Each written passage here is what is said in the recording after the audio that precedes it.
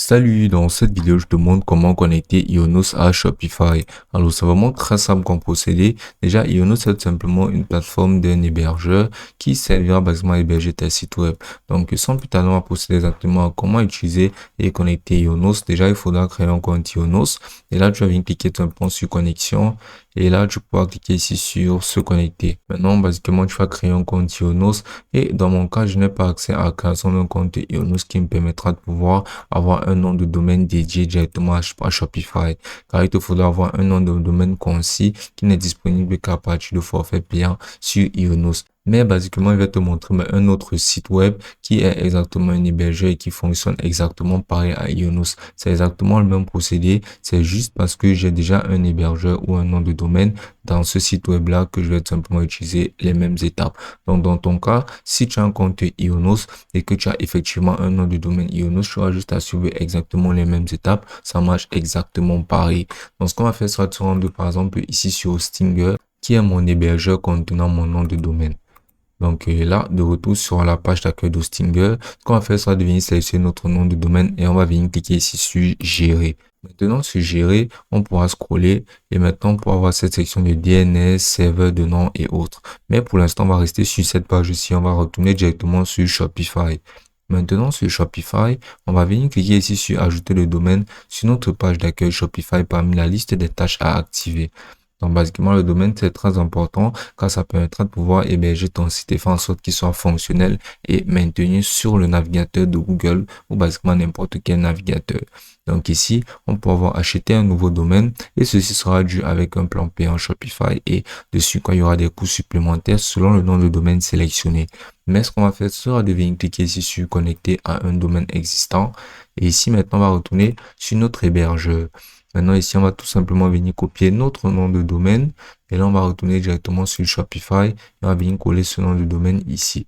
Puis, on va venir cliquer sur suivant.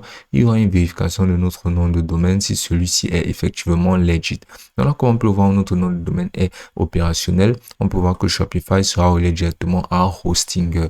Donc, dans ton cas, dans le cas d'Ionos, tu auras tout simplement toujours un nom de domaine que tu vas tout simplement copier et venir coller ici sur Shopify comme j'ai pu le faire actuellement. Maintenant, on pourra scroller et ici, on pourra voir là ces étapes. La première étape sera de connecter à Hostinger et ouvrir la session de DNS. Donc, voici notre Hostinger et on verra cette section de DNS et serveur de nom. Donc, on va venir cliquer ici sur modificateur. Et ici, on aura absolument toutes nos informations sur notre DNS. On va retourner maintenant sur Shopify. Et ici, on pourra maintenant voir là, type, on pourra voir là nom, on pourra voir le CAA, valeur actuelle, on pourra voir vide, mettre à jour, vert et tout. On va se lancer directement dans l'ajout des nouveaux enregistrements DNS. Donc, ce qu'on va faire ici, on peut voir valeur actuelle, CAA. On peut retourner ici sur Hostinger. Et on va juste essayer de faire correspondre nos valeurs de DNS avec les valeurs de DNS ici.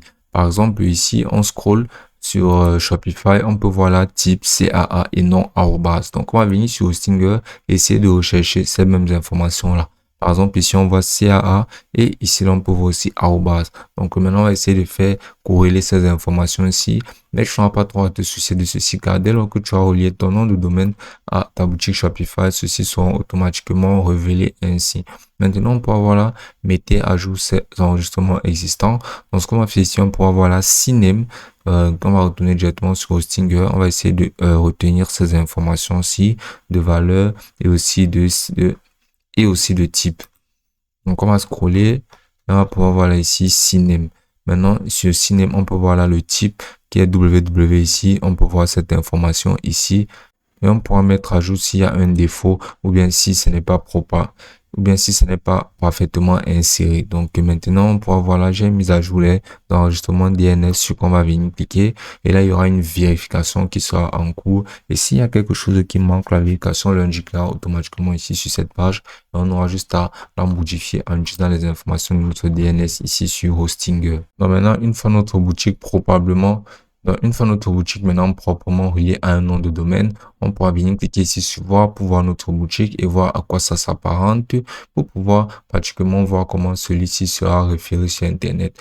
Maintenant, on pourra toujours continuer à suivre les étapes simples telles que optimisation de nos tarifs d'expédition et passer les commandes de test pour pouvoir effectivement tester si notre site web est viable, si notre nom de domaine passe normalement et si basiquement notre site est proprement hébergé et fonctionnel sur la plateforme de Shopify. Et ce sera aussi simple que ça.